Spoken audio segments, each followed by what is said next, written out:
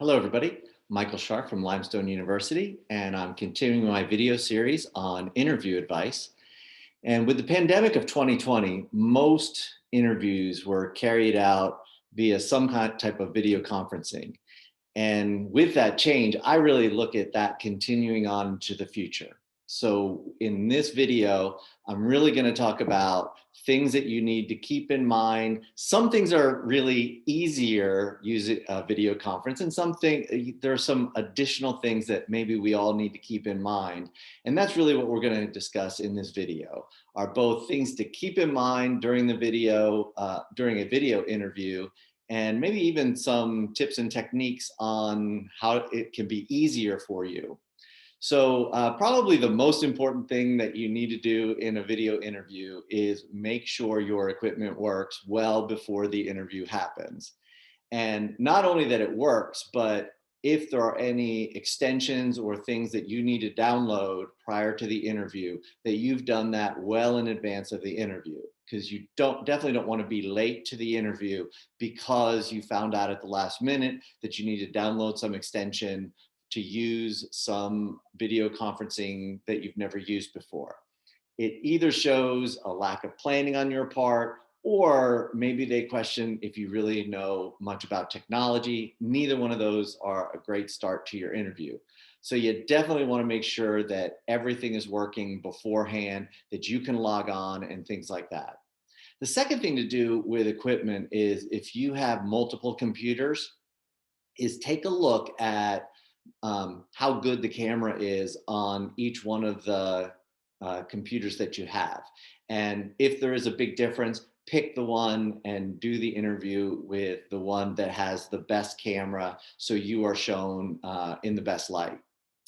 Next thing is to really pick a quiet location for the interview.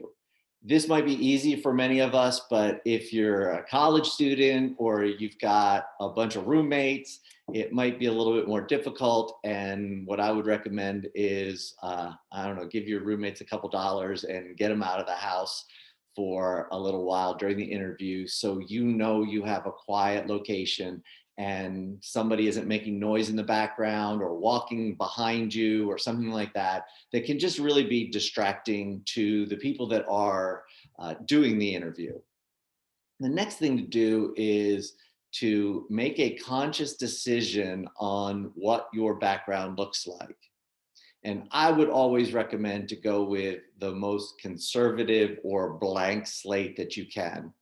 And I'm doing this video in my house, and I kind of selected this background that has hopefully very little going on. I even took down a picture. I don't know if you can see, but I have a picture hooked behind my head that I even took down, because again, you don't want people looking at your background and either saying, wow, I really like that wallpaper, or I dislike that wallpaper, or what books does this individual have behind them, or is it messy or something like that. So I guess my recommendation is to pick the most conservative or blank slate background that you can.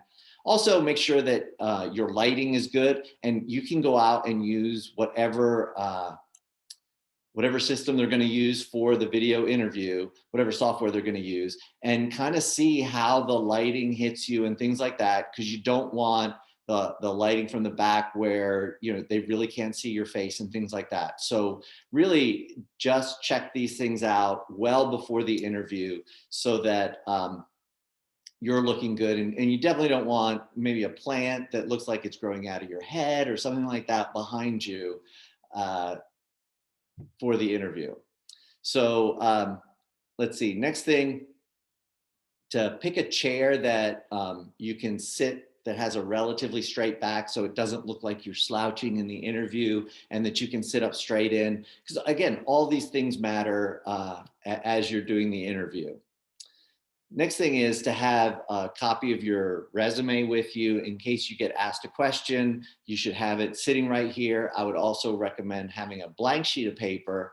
First thing is to make sure to write down, especially if there's multiple people on the interview, which happens many times in these Zoom or net meeting interviews is there might be 3 people from the company on it, and you want to make sure to write down each one of their names, because at the end of the interview you want to send them an email and thank them for their time. So make sure to write that down, but also it's there for you in case you come up with additional questions or things you want to ask the interviewer that they brought up during the interview at the end of the interview. Another benefit of having an online interview is you can put post-it notes up on the screen so that it reminds you to make sure to ask different things or make sure that you highlight different things within your resume. So definitely think about how the interview will go and things that you might want to highlight about you. And again, one of the benefits of having the interview online is they really can't see what's on your computer screen, and you can have 5 or 6 post-it notes with things to highlight on during the interview. Next thing is, and this happens a lot in video interviews, are that the candidates really don't make eye contact with the camera. They're more looking down, and it almost looks like, I don't know, you're reading your resume or not sure about it, or you're looking up out into the distance. So definitely make sure you make a conscious effort, just like you would in a face-to-face interview, to make eye contact with the camera, really, but really the people that you're doing the interview with. Make sure you're paying attention. Just like in a normal interview, you want to sit up, you want to smile, you want to nod your head, things like that when the interviewer is speaking. Also, one other thing is, if you've never done a video interview or you're concerned about it, I would recommend that the cool thing is that you can set up mock interviews with people using the same platform that the company's going to use and all this kind of stuff. And it doesn't have to be a full-blown interview, but you can kind of get used to the delay between the person answering the question or asking the question, you answering it, and back and forth, because that can get a little nerve-wracking too if you're not used to it, that the delay is a little bit more because you're doing it online through video, and it can get nervous where people are maybe talking over one another. So you definitely need I guess a slower pace in answering.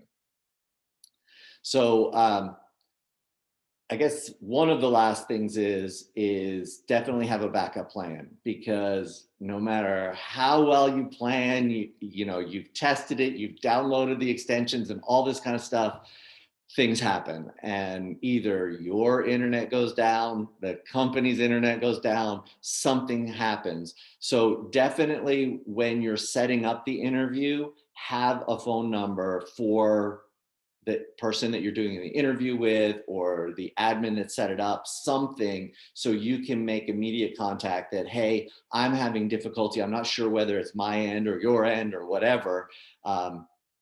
Again, so that it looks like you're prepared and not late and things like that. So definitely have a backup plan. The last piece of recommendation I have is, again, make sure that you write down all the people that are on the interview with you so that you can then attempt to send a follow-up email thanking them for their time and also reiterating those things that you want to highlight about yourself and how interested you are in the job.